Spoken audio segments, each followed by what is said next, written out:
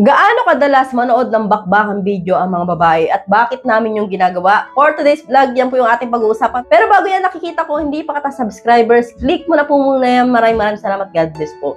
So, gaano nga ba, Luz, kadalas ginagawa ng isang babae ang manood ng mga bakbakang video? So, alam ko kayo mga lalaki, araw-araw gabi-gabi, di ba? So, kami mga babae, Lods, nanonood din po kami niya, katulad din po ninyo kami. Pero po kami po ay malihim po namin ginagawa yung palihim.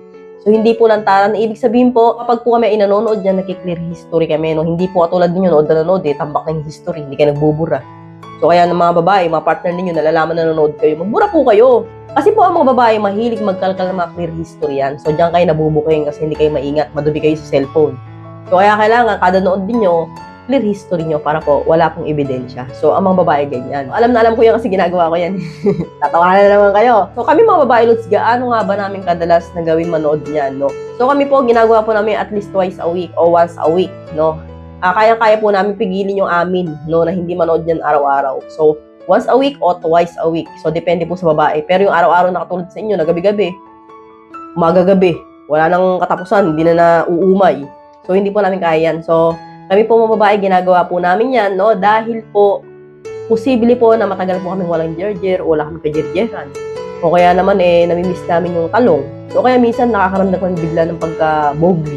So, ang gagawin namin, manonood kami yan at magsasarili kami, no? Ginagawa po namin yan once a week to twice a week. Kunwari po ng babae, kapag hindi po siya nasatisfy sa jerjer nila ng partner nila, kunwari, yun, nag-jar sila, hindi naman siya natapos. So, ang gagawin niya, palihim, manonood pa ng bakbakang video at kakalikutin niya yung butas niya. So, ganun po ang mga babae, no? May mga sekreto po yung babae na hindi talaga namin sinasabi, no? Bilang po ako nakakaalam ng mga ganyang galawan namin. So, kaya po, karamihan po talaga sa mga babae, palihim na nanonood niyan, hindi po lantaran. Hindi katulad niyo, nagsisave pa kayo sa mga gallery, nagda-download kayo. Diba? Parang wala kayong load, nasa gallery ninyo. Oh, diba? Natatawanan kayo. So, alam na alam po yung mga ganyang mga gawain ng mga lalaki. So, kami mga babae, hindi po namin ginagawa yung ganun, no? Ang ginagawa lang po namin, nood and then clear history. So, hanggang dito na lang po tayo mga Lods. I hope you learned something in this video. More videos to come. So, stay connected and see you again to my next video. God bless. Bye-bye!